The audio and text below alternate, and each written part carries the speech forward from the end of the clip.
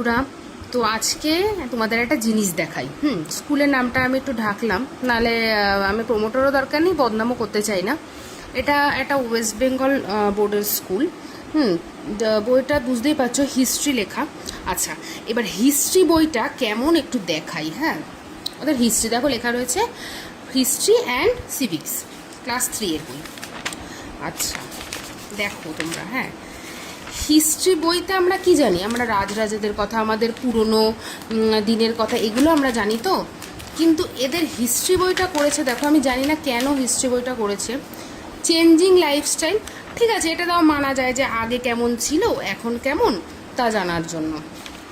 কিন্তু আমি বুঝতে পারলাম না যে হিস্ট্রি বইতে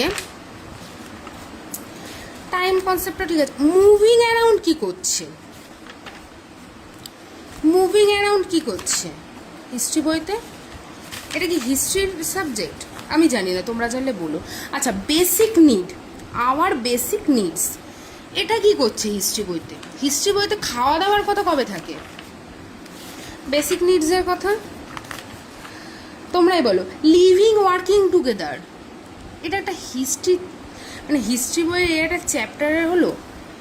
আমরা আগে হিস্ট্রি পড়তাম কেমন আর এখন কেমন?